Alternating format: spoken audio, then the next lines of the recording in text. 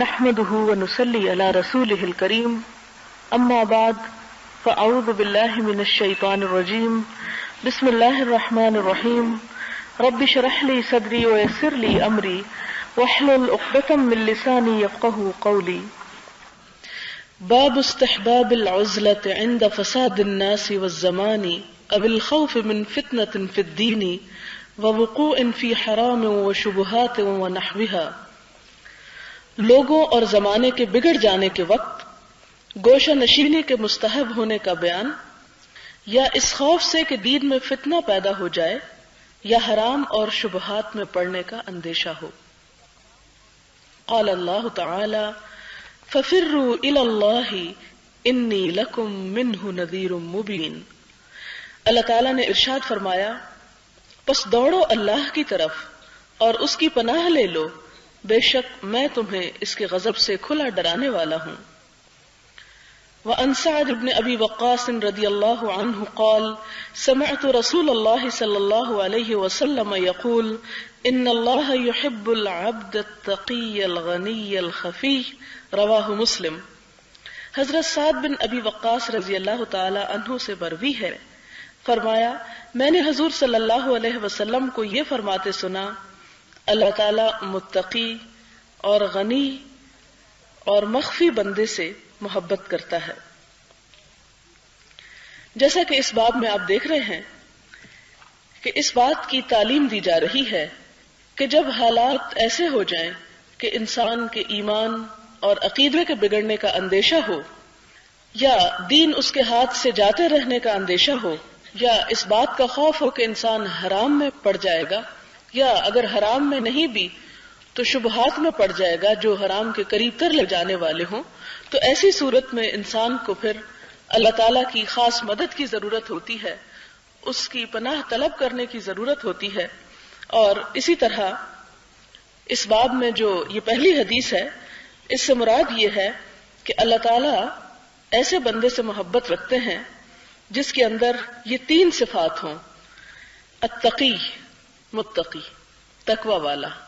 اور تقوی دل کی کیفیت کا نام ہے، اس کیفیت کا کہ جس میں اللہ تعالیٰ کی حضوری، اللہ تعالیٰ کا احساس اور اللہ تعالیٰ کے ساتھ ایک مضبوط تعلق کا سبب پایا جاتا ہو، جس دل کے اندر اللہ تعالیٰ سے قربت کے جذبات پائے جاتے ہوں، اور وہ شخص اللہ کے سوا نہ کسی سے ڈرتا ہو، نہ کسی سے وہ ایسی محبت کرتا ہو جیسی کہ وہ اللہ تعالیٰ سے محبت کرتا ہے، جس کے بارے میں قرآن پاک میں آتا ہے والذین آمنوا اشد حبا للہ، کہ جو لوگ ایمان والے ہوتے ہیں اللہ کی محبت میں سب سے سخت ہوتے ہیں، سب سے شدید ہوتے ہیں.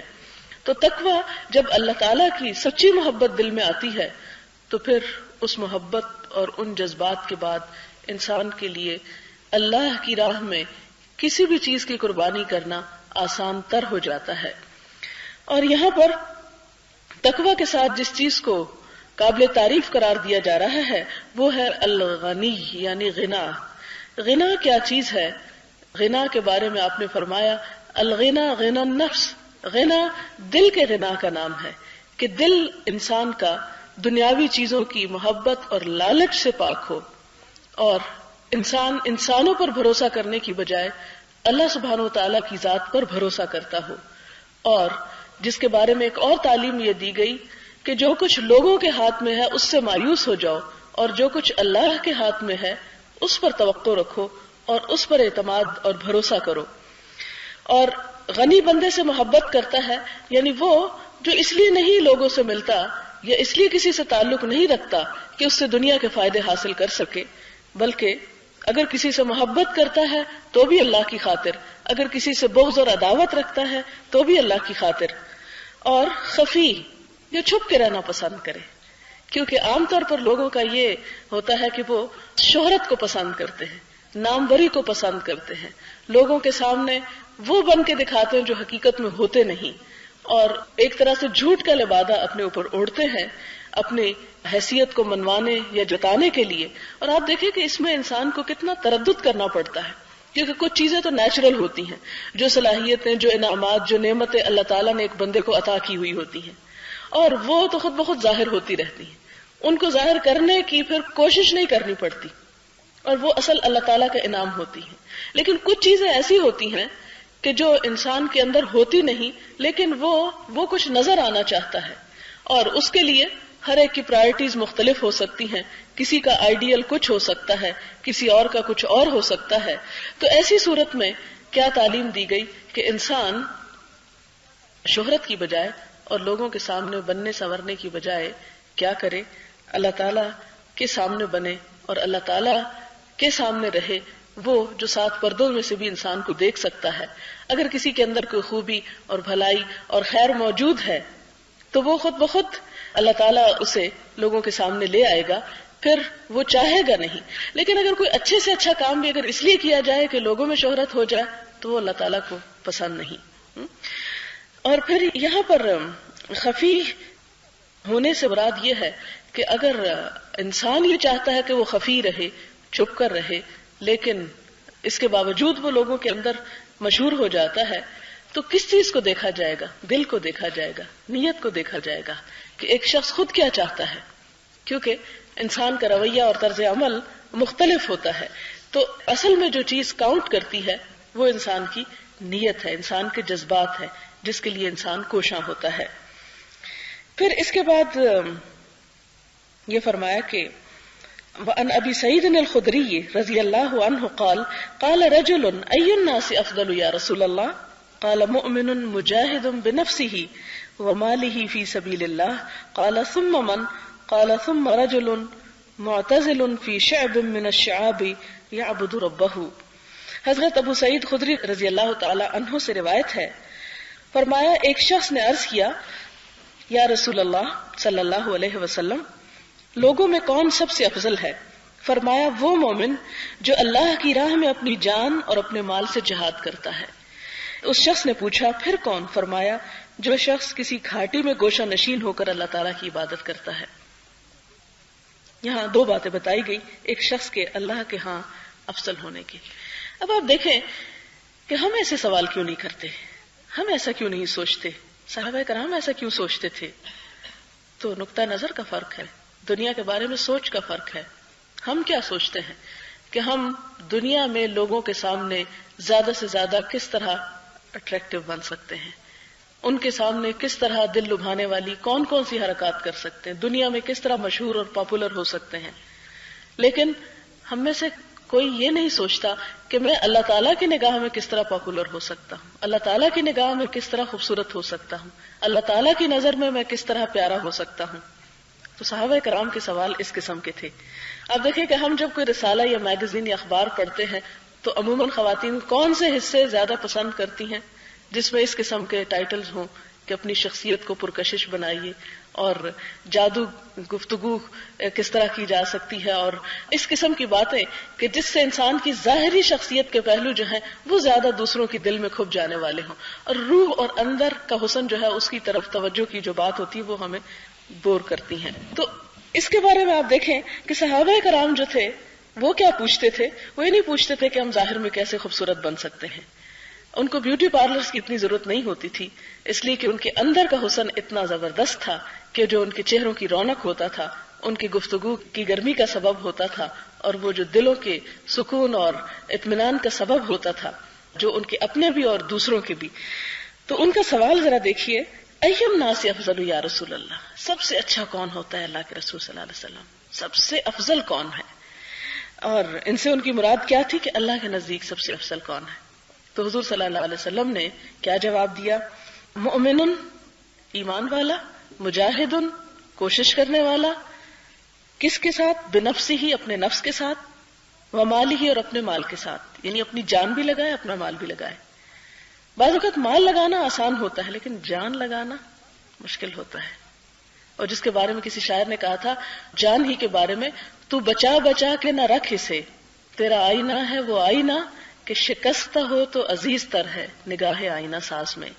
کہ اپنے آپ کو بچا بچا کے نہ رکھو کہ ہائے میں اگر یہ کام کروں گی تو لوگ مجھے یہ باتیں بنائیں گے اور مجھ سے ایسی طرح پیش آئیں گے تو ڈسہارٹ ہوں گا، میں ڈپریسڈ ہوں گا، تو بہتر ہے کہ میں اس کام میں آگے ہی نہ بڑھوں کہ مجھے کسی کی کچھ سننی ہی نہ پڑے. یا اسی طرح آپ صلی اللہ علیہ وسلم نے فرمایا کہ وہ شخص جو لوگوں سے گھل مل کے رہتا ہے لیکن ان کی اذیتوں پہ صبر کرتا ہے وہ زیادہ افضل ہے بنسبت اس کے کہ جو بالکل گوشہ نشینی کر لیتا ہے. تو اچھا کیا ہے کہ آپ نفس کے ساتھ جہاد کریں. اور نفس کے ساتھ کیا ہے؟ ایک تو ایک انسان سیلف کنٹرول سیکھے کہ اپنے جذبات پہ خود قابو پانا سیکھے. اور اس میں کیا ہے، یہ نہیں کہ جب دل چاہے کھانے کو تو سب کچھ چھوڑ کے کھانا شروع کر دے، جب دل چاہے سونے کو تو سب چاہے کتنا ہی ضروری کام ہو ہم تو سونے جا رہے ہیں. نہیں، بلکہ کیا کرے کہ اپنے ان خواہشات کو جو واقعی انسان کی ایک فطری خواہش ہے اس کو بھی کنٹرول کرنا جانے. اور دوسری بات یہ کہ لوگوں کے ساتھ جب معاملہ ہو رہا ہو، لوگوں کے ساتھ جب تعلقات ہوں تو اس میں انسان اذیتیں برداشت کرنا سیکھے. یعنی دوسروں کو اپنی اذیت سے بچائے، لیکن جب دوسرے کی طرف سے کوئی اذیت آئے تو اس اذیت پر صبر کرنا سیکھے، اس کو جوابی طور پر حملہ کرنا نہ سیکھے. تو یہ کہ اپنے نفس کے ساتھ جہاد، اور پھر یہ نفس کے ساتھ جہاد یہ بھی ہے کہ انسان اللہ تعالیٰ کی اطاعت میں، عبادت میں اپنے آپ کو گھلائے اور اپنے جان اور اپنے ہاتھ کی محنت اور کمائی سے اللہ تعالیٰ کے راستے پر چلے اور اس کے دین کی خدمت کرے اور اپنے مال کو بھی اس میں لگائے. عموماً انسان ایک کام کر کے سمجھتا ہے کہ وہ دوسرا ہو گیا، بس میں نے یہ کر دیا بہت ہو گیا یہ. لیکن اعلیٰ درجے کے مجاہد کون ہے؟ جو جان بھی لگائے، جو جسم بھی لگائے اور جو مال بھی لگائے. قال ثم من، کہا کہ اچھا پھر نمبر 2 دوسرا کون، اس کے بعد کس کا درجہ ہے، سیکنڈ کون ہے. اب دیکھیں کہ جب کوئی امتحان ہوتا ہے یا کوئی ایسا معاملہ ہوتا ہے تو انسان ہمیشہ یہ جاننے کی کوشش کرتا ہے سب سے اچھا کس نے کیا، نمبر 1 کون آیا. اور پھر انسان جب جان لیتے ہیں کتنی ایکسائٹمنٹ ہوتی ہے. تو یہی ان کی نیکیوں یا نیک لوگوں کے یا نیکی کے معیار کو پرکھنے کی ایکسائٹمنٹ ہوتی تھی. کہا کہ اچھا اس کے بعد اور کون، اور پوچھتے اس لیے تھے کہ بھلا ہم اس میں ہیں یا نہیں، یا اگر ہم ہونا چاہیں تو ہمیں پھر کیا کچھ کرنا پڑے گا. تو حضور صلی اللہ علیہ وسلم نے فرمایا رجل معتزل فی شعب، ایسا شخص جو ایک گھاٹی میں الگ بیٹھا ہے، من الشعاب، گھاٹیوں میں سے، یعبد ربہ، وہاں وہ اپنے رب کی عبادت کرتا ہے. اب یہاں پر پھر ہماری وہ جو انتہا پسند نظر ہے کہ یا ادھر ہو گئے یا ادھر ہو گئے، نہیں، سمجھنے کی ضرورت اس بات کی ہے کہ جو فرائض کا ادا کرنا ہے وہ تو سب کے ساتھ ہی ہوگا. اس لیے کہ اگر کوئی شخص یہ کہ میں فرض نماز کسی گھاٹی میں جا کے پڑھتا ہوں تنہائی میں یا گھر میں، تو وہ نیکی نہیں ہوگی. وہ تو اس کو مسجد میں آنا ہی پڑے گا، وہ تو اس کو دکھاوا کرنا ہی پڑے گا، یعنی نیت اس کی دکھاوے کی نہیں لیکن وہ سب کے سامنے کر رہا ہے. اور جو نفل نماز ہے وہ اس کو کیا کرنا ہوگا، تنہائی میں پڑھنا ہوگا، الگ ہو کے لوگوں کو بتائے بغیر. اور ہمارا حال کیا ہوتا ہے کہ جب ہم کوئی نیکی ایسی کر بیٹھے چین نہیں آتا جب تک ڈائریکٹلی یا انڈائریکٹلی کسی کو بتا نہ بیٹھے. تو اس سے چاہتے دراصل ہم کیا ہیں، یعنی ایک نفسیاتی اثر ہوتا نا ہمارا، یعنی ہمارا نفس سیٹسفائی نہیں ہوتا. حالانکہ نفلی صدقات یا خیرات یا اس طرح کی چیزیں جتنی چھپا کر کی جائیں اتنی ہی زیادہ افضل ہے.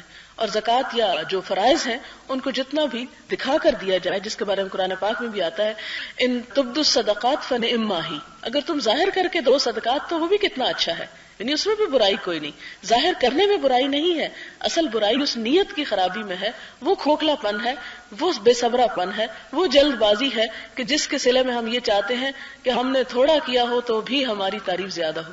جیسے وہ قرآن پاک میں منافقین کے بارے میں آتا ہے وَيُحِبُّونَ أَن يُحْمَدُوا بِمَا لَمْ يَفْعَلُوا، وہ چاہتے یہ ہے کہ ان باتوں پہ بھی ان کی تعریف کی جائے جو انہوں نے کی ہی نہیں، جو ان کی کوشش ہی نہیں، وہ بھی ان کو کریڈٹ مل جائے اس کا.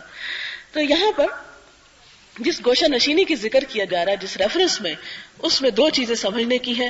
نمبر 1 تو یہ کہ فتنے کے زمانے میں جب لوگوں میں فساد ہو رہا ہو اور جھگڑے ہو رہے ہوں تو بندے کو ایک طرف ہو جانا چاہیے، کہیں ایسا نہ ہو کہ ان جھگڑوں میں پڑھ کر انسان اپنا دین ایمان گنوا بیٹھے. اور دوسرا کب الگ ہو، جب اس نے خاص اللہ کا تقرب حاصل کرنے کے لیے خاص اللہ تعالیٰ کی خوشی کا کوئی کام کرنا ہو جس میں وہ کسی کو بھی شریک نہ کرنا چاہتا ہو. جیسے وہ سورۃ الکہف کے آخر میں آتا ہے نا، من کان یرجو لقاء ربہ فلیعمل عملا صالحا ولا یشرک بعبادت ربہ احدا، کہ جو شخص اپنے رب سے ملاقات کا یقین رکھتا ہو، امید رکھتا ہو، اسے کیا کرنا چاہیے، فلیعمل عملا صالحا، نیک کام کرنے چاہیے، ولا یشرک بعبادت ربہ، اور اپنے رب کی عبادت میں نہ شریک کرے، احدا، کسی کو بھی، نہ بچوں کو، نہ شوہر کو، نہ رشتہ داروں کو، نہ دوستوں کو، کوئی بھی اس میں شیئر نہ کرے. یہ میرا کام صرف میرے رب کے لیے، خالصتاً اس کے لیے، اس سے میں اس کی جزا چاہتا ہوں. اور اسی کے بارے میں پھر یہ ہے کہ وَلَسَوْفَ يَرْضَىٰ، جو رب کی رضا کے لیے کرتا ہے رب بھی اس سے راضی ہو جائے گا. وفی روایت یتق اللہ ویدع الناس من شرہ متفق علیہ. اور ایک اور روایت میں ہے اللہ تعالیٰ سے ڈرتا ہے اور لوگوں کو اپنے شر سے محفوظ رکھتا ہے. یعنی جب ایک اور دفعہ لوگوں نے پوچھا کہ سب سے اچھا کون ہے اور پھر فرمایا پھر اس کے بعد اچھا کون ہے، تو آپ نے کیا فرمایا؟ جو اللہ تعالیٰ کا تقوی رکھتا ہے اور لوگوں کو اپنے شر سے بچا کے رکھتے ہیں. اس کی زبان یا ہاتھ یا کسی بھی عمل سے دوسروں کو تکلیف نہیں پہنچتی. ہمارے ہاں تو دوسروں کو اذیت دے کر یا ستا کر یا تکلیف دے کر انجوائے کیا جاتا ہے. ہاں یعنی ہم مثال کے طور پر کوئی جا رہا ہے اس کے آگے ٹانگ کر دیں گے، گر جائے، وہ گر پڑے تو سارے ہنس پڑے تو کہے جی ہم تو انجوائے کریں، تو مذاق کر رہے تھے. ہمارا مذاق کیا ہے؟ دوسروں کو اذیت دینا. حالانکہ اس قسم کے چھوٹے چھوٹے شر سے بھی دوسرے کو بچانا جو ہے وہ ضروری ہے. دوسرے کی عزت کا اتنا ہی خیال رکھا جائے جتنا انسان خود اپنی عزت کا خیال رکھتا ہے یا اپنی عزت نفس یا انا پہ حرف نہیں آنے دیتا. اسی طرح دوسروں کے معاملے میں بھی اس کا رویہ ہونا چاہیے. اگلی حدیث ہے وعنہ قال قال رسول اللہ صلی اللہ علیہ وسلم یوشک ان یکون خیر مال المسلم غنم یتبع بها شعف الجبال ومواقع القطر یفر بدینہ من الفتن رواہ البخاری وشعف الجبال اعلاها. حضرت ابو سعید خدری سے ہی روایت ہے، فرماتے ہیں کہ میں نے رسول اللہ صلی اللہ علیہ وسلم سے سنا، آپ نے فرمایا قریب ہے کہ مسلمان کا بہترین مال وہ چند بکریاں ہوں جن کو لے کر وہ پہاڑوں کی بلندیوں اور بارش والے مقامات کی تلاش میں نکلے اور فتنوں سے اپنے دین کو بچانے کے لیے ادھر بھاگ جائے. یعنی ایسا وقت اور ایسے حالات بھی میری امت پر آئیں گے کہ جب لوگوں کے اندر رہنا اپنے دین کو کھو دینے اور ضائع کر دینے کا سبب ہوگا. اس صورت میں انسان کو کیا کرنا چاہیے؟ پھر لوگوں سے الگ ہو جانا چاہیے. یعنی آپ دیکھیں کہ اکیلی عبادت سے اور اکیلے ذکر سے لوگوں کے ساتھ مل کر ذکر کرنا افضل ہے، اور اکیلے رہنے سے اچھی صحبت افضل ہے. لیکن اگر اچھی صحبت میسر نہ آئے، اچھے لوگ میسر نہ آئے، تو پھر انسان کے لیے اچھا کیا ہے؟ پھر الگ ہی رہے. یعنی ایسے دوستوں سے بچ کر رہے کہ جو انسان کو شر کی طرف اور برائی کی طرف لے کر جانے والے ہوں. اور یہاں بھی اسی طرف اشارہ کیا جا رہا ہے کہ پھر انسان دنیا کو چھوڑے اور اپنی چند بکریاں اس لیے کہا گیا کہ ظاہر ہے کہ اس کے ذریعے انسان کو دودھ پینے کے لیے مل سکتا ہے، ان کو بیچ کر ان کی آگے نسل بڑھا کر وہ اپنا وقتی طور پر گزارا کر سکتا ہے. یہاں پر بھی آپ دیکھیں کہ دنیا چھوڑنے کو کہا گیا، دنیا کے اسباب چھوڑنے کو نہیں کہا گیا. یہی آپ دیکھیں کہ دین اپنے انتہائی حالات میں بھی انسان کو کیا سکھاتا ہے کہ وہ دنیا کے ساتھ ضرورت بھر تعلق رکھے. یعنی یہ نہیں کہا کہ وہ سب کچھ چھوڑ چھاڑ کے جنگلوں میں نکل جائے، یہ نہیں تعلیم دی. وہ بکریاں لے لے، یعنی دنیا کی چیز پھر بھی لے ساتھ. دنیا چھوڑنے کے لیے نہیں کہا گیا، ان کو لے کر باہر نکلے تاکہ اپنے گزران کے لیے وہ ہاتھ نہ پھیلائے بلکہ کچھ نہ کچھ کرتا رہے. اور پھر اس کے ساتھ کیا کرے؟ اپنے دین کو بچانے کے لیے ادھر نکل جائے. یہاں پر ایک فرمایا کہ پہاڑوں کی بلندی کی جگہ جو ہے، ایک تو اپنے حسن کے اعتبار سے، اپنے اچھے موسم کے اعتبار سے، اور دوسرا یہ کہ جب انسان ایسے پرفضا مقام میں نکلتا ہے تو اللہ تعالیٰ زیادہ قریب محسوس ہوتا ہے. اور پھر یہ کہ خاموش اور ایسے فطرت کے مناظر جو انسان کا دل اللہ تعالیٰ کی طرف راغب کرتے ہیں.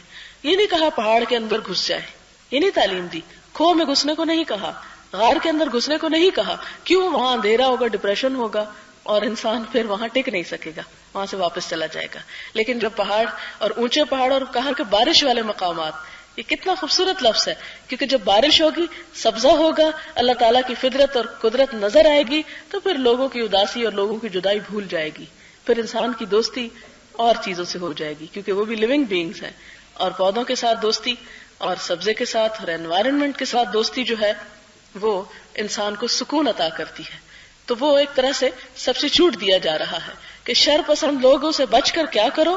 پھر ایسے علاقوں میں نکل جاؤ کہ جہاں شر نہ ہو بلکہ اللہ تعالیٰ کی ایسی ضابطوں میں بندھی ہوئی مخلوق ہو کہ جو اللہ کی کبھی نافرمانی نہیں کرتے، جہاں انہیں وہ اگنے کے لیے کہتا ہے اور جہاں ان کو اسباب مہیا کرتا ہے وہ اپنا کام کرتے چلے جاتے ہیں.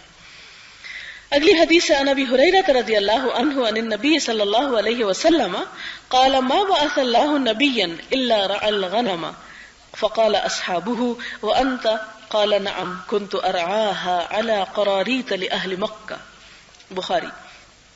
حضرت ابو ہریرہ رضی اللہ تعالیٰ عنہ سے مروی ہے کہ حضور صلی اللہ علیہ وسلم نے فرمایا، اللہ تعالیٰ نے جس نبی کو بھی مبعوث فرمایا اس نے بکریاں چرائیں۔ صحابہ کرام رضوان اللہ علیہم اجمعین نے عرض کیا، اور آپ یا رسول اللہ صلی اللہ علیہ وسلم؟ فرمایا، ہاں میں بھی چند قرات مزدوری پر اہل مکہ کی بکریاں چرایا کرتا تھا، یعنی اپنی جوانی کے دنوں میں۔ اس میں آپ دیکھیں کہ انبیاء کو بکریاں چرانے کا کام کیوں دیا گیا؟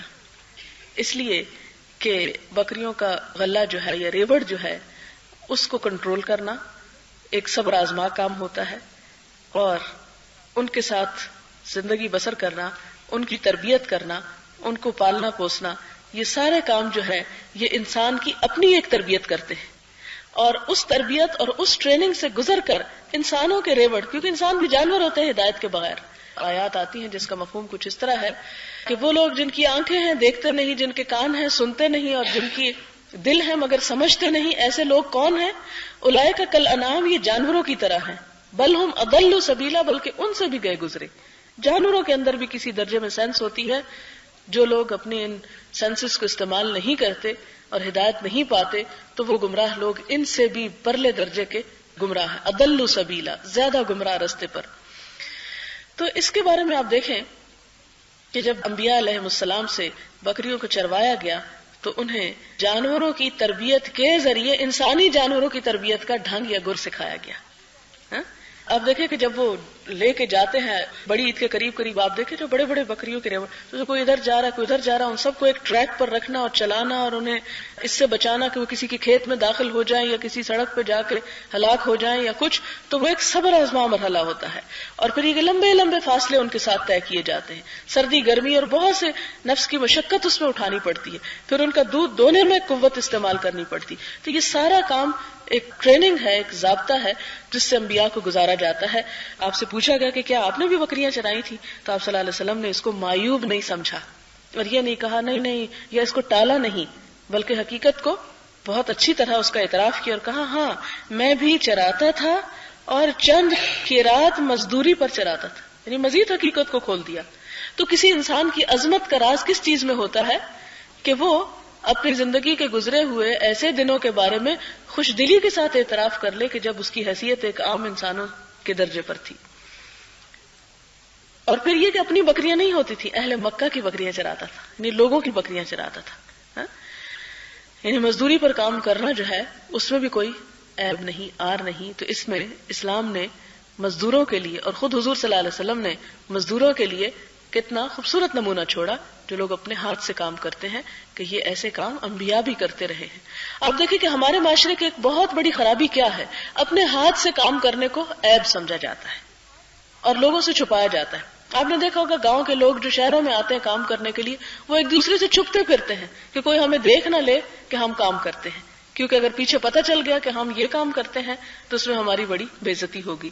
یا جو لوگ پاکستان سے باہر چلے جاتے ہیں اور ڈرائیوری کرتے ہیں یا کوئی اس طرح کے مزدوری والے کام کرتے ہیں تو وہ بھی بتانا نہیں چاہتے، حالانکہ اپنے ہاتھ سے کام کرنے کو اللہ تعالیٰ نے بڑا پسند فرمایا، اور حضور صلی اللہ علیہ وسلم کا ایک فرمان ہے، الکاسب حبیب اللہ، جو شخص اپنے ہاتھ سے کام کرتا ہے وہ اللہ تعالیٰ کا پیارا ہوتا ہے، اللہ تعالیٰ اس سے محبت کرتے ہیں۔ تو اللہ تعالیٰ کا محبوب بننا، اس کے لیے اگر ہاتھ سے کام کرنا پڑے تو ہمارے ہاں دیکھیں ویلیوز کتنی الٹ گئی کہ خود کام کرنے کو معیوب سمجھا جاتا ہے، حالانکہ اس میں معیوب کی کوئی بات نہیں۔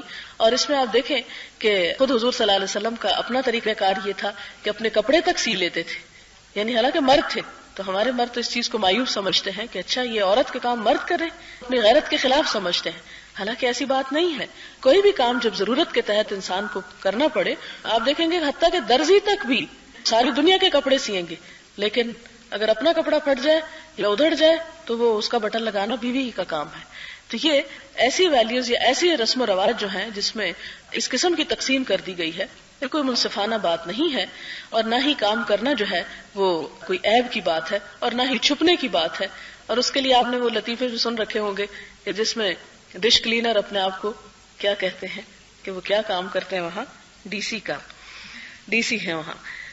تو حالانکہ ڈی سی بھی کرتا تو نوکری ہی ہے اور ڈش کلینر بھی نوکری ہی کرتا ہے تو دونوں کام، دونوں ہی مزدوری ہیں۔ ظاہر ہے کہ ڈی سی کا کام بھی اپنا گھر کا کام تو نہیں ہے، وہ بھی کسی کی خدمت پر مامور ہے۔ تو یہ ہماری سوچ کیوں ایسی ہو گئی کہ ایک کے کام کو تو اعلیٰ قرار دیا جائے اور دوسرے کے کام کو حقیر سمجھا جائے؟ حقارت کسی کام میں نہیں ہے. اور حضور صلی اللہ علیہ وسلم نے حضرت داؤد کی تعریف بیان کرتے ہوئے فرمایا کہ حضرت داؤد علیہ السلام اپنے ہاتھ سے کمائی کیا کرتے تھے. اور کیوں ان کی مثال دی کہ وہ بادشاہ بھی تھے، اس کے باوجود اپنے ہاتھ سے کام کر لینے کو معیوب نہیں سمجھتے تھے. تو ہمیں بھی اپنا کوئی کام کر لینے میں، اور پھر آپ دیکھیں کہ کوئی شخص بھی بڑا کام کوئی اس وقت تک کر نہیں سکتا جب تک کہ وہ چھوٹا کام کرنا پسند نہ کرے، کیونکہ جس کے دل میں تکبر ہو وہ کبھی بھی بہتر کام کرنے کے قابل، وہ حقیقت میں بڑا ہوتا نہیں ہے. بڑا ہونا عاجزی سے ہی آتا ہے. آپ دیکھیں کہ ہمارے یہاں جھاڑو لگانے کو، حتیٰ کہ اپنے گھر میں جھاڑو لگانے کو، اپنا باتھ روم دھونے کو، اپنا ٹوائلٹ صاف کرنے کو عیب سمجھا جاتا ہے. حالانکہ آپ صلی اللہ علیہ وسلم سے ملتا ہے کہ آپ صلی اللہ علیہ وسلم جھاڑو تک بھی لگا لیا کرتے تھے. یعنی جب ضرورت پڑ جائے تو اس میں انسان اس بات کے انتظار میں نہ رہے کہ کوئی آئے تو پھر یہ کام ہو. اس میں کوئی عیب نہیں ہے. الکاسب حبیب اللہ، جو بھی کام کرتے ہیں وہ یہ سمجھے کہ اللہ کے دوست ہیں. پھر اس کے بعد اگلی حدیث ہے حضور صلی اللہ علیہ وسلم سے ہے مروی، انہ قال من خیر معاش الناس رجل ممسک عنان فرسه في سبيل الله يطير على متنه كلما سمع هئة أو فزعة طار عليه يبتغي القتل أو الموت مظانه أو رجل في غنيمة في رأس شعفة من هذه الشعف أو بطن واد من هذه الأودية يقيم الصلاة ويؤتي الزكاة ويعبد ربه حتى يأتيه اليقين ليس من الناس إلا في خير. حضرت ابو ہریرہ سے روایت ہے کہ حضور صلی اللہ علیہ وسلم نے فرمایا، لوگوں میں بہترین زندگی اس آدمی کی ہے، لوگوں میں بہترین زندگی اس آدمی کی ہے جو اپنے گھوڑے کی لگام تھامے ہوئے ہے، اور جب بھی جنگ و حرب کا غلغلہ سنتا ہے وہ اپنے گھوڑے کی پیٹھ پر سوار ہو کر تیزی سے اس جگہ کی تلاش میں نکل جاتا ہے جہاں اس کے گمان میں قتل یا موت اس کا انتظار کر رہی ہے. یعنی مجاہد کی تعریف کی گئی. یا وہ آدمی جو اپنی بکریوں کے چھوٹے سے ریوڑ کے ساتھ کسی پہاڑی کی چوٹی پر یا کسی وادی میں مقیم ہے، نماز قائم کرتا ہے، زکوٰۃ ادا کرتا ہے اور اپنے رب کی عبادت کرتا رہتا ہے یہاں تک کہ اس کی موت آ جاتی ہے، وہ لوگوں میں بھلائی پر ہی ہے. اب اس میں آپ دیکھیں کہ دو لوگوں کو بہترین قرار دیا گیا. ایک وہ جو مجاہد فی سبیل اللہ ہے، جدوجہد کرتا ہے اور موت سے نہیں ڈرتا، اور دوسرا وہ کہ جس کے سامنے جہاد جیسا کوئی مقصد نہیں، لیکن وہ فتنے سے بچنے کے لیے، جہاد نہیں، مسلمانوں کی آپس میں خانہ جنگی ہو رہی ہے اور آپس کی لڑائیاں ہو رہی ہیں، تو ان سے بچنے کے لیے پھر وہ گھوڑے کی پیٹھ پہ نہیں بیٹھتا، وہ جنگ اور اس میں نہیں کودتا، بلکہ کہاں جاتا ہے؟ ان سے الگ ہو کر ایک پہاڑ کی چوٹی پر جا کر اپنی الگ دنیا بساتا ہے، فتنوں سے محفوظ ہے، بکریاں پالتا ہے. اور آپ کو معلوم ہے کہ جب 40 بکریاں ہو جائیں تو ان کی زکوٰۃ بھی دینی ہوتی ہے، لہذا یہاں پر نماز کے ساتھ زکوٰۃ کا ذکر بھی آیا ہے. اور اپنے رب کی عبادت کرتا رہتا ہے یہاں تک کہ اسے موت آ جاتی ہے. ایسا شخص بھلائی پر ہی ہے. اگلا باب ہے باب نمبر 70، باب فضل الاختلاط بالناس وحضور جمعهم وجماعاتهم ومشاهد الخير ومجالس الذكر معهم وعيادة مريضهم وحضور جنائزهم ومواساة محتاجهم وإرشاد جاهلهم وغير ذلك من مصالحهم لمن قدر على الأمر بالمعروف والنهي عن المنكر وقمع نفسه عن الإيذاء وصبر على الأذى. لوگوں سے ملنے جلنے، ان کے اجتماعات میں حاضر ہونے، نیکی کے کاموں، ذکر کی محفلوں میں شریک ہونے، مریض کی عیادت کرنے، جنازوں میں شریک ہونے، محتاج سے ہمدردی کرنے، جاہل کو راہ راست دکھانے وغیرہ، اور اجتماعی بہتری یعنی فلاح عامہ کے کاموں کی فضیلت کا بیان اس شخص کے لیے جو نیکی کا حکم دینے اور برائی سے روکنے کی طاقت رکھتا ہو، لوگوں کو تکلیف دینے سے اپنے آپ کو روک سکے اور تکلیف پر صبر کر سکے. اس میں جو حدیث ہے وہ یہ ہے، آیت تو بعد میں آ رہی ہے لیکن انہوں نے اپنی طرف سے کچھ اس کے اوپر کمنٹس دیے ہیں امام نووی نے، وہ پہلے پڑھ لیتے ہیں. کہتے ہیں کہ جان لیجئے کہ لوگوں کے ساتھ میل جول رکھنا اس طرح جس طرح میں نے ذکر کیا ہے یہی پسندیدہ ہے. اسی پر حضور صلی اللہ علیہ وسلم، تمام انبیاء علیہم السلام، خلفائے راشدین، صحابہ کرام رضوان اللہ علیہم اجمعین، تابعین اور ان کے بعد میں آنے والے علماء کرام کا کاربند رہے، یعنی اسی طریقے پر چلتے رہے. یہی اکثر تابعین اور ان سے بعد والوں کا مذہب ہے. امام شافعی، احمد اور اکثر فقہائے کرام نے بھی یہی فرمایا ہے. اور اس بارے میں آیت ہے قال اللہ تعالی وتعاونوا علی البر والتقوی. اللہ تعالیٰ نے ارشاد فرمایا ایک دوسرے سے تعاون کرو، یعنی ایک دوسرے کی مدد کرو نیکی اور تقوی کے کاموں میں.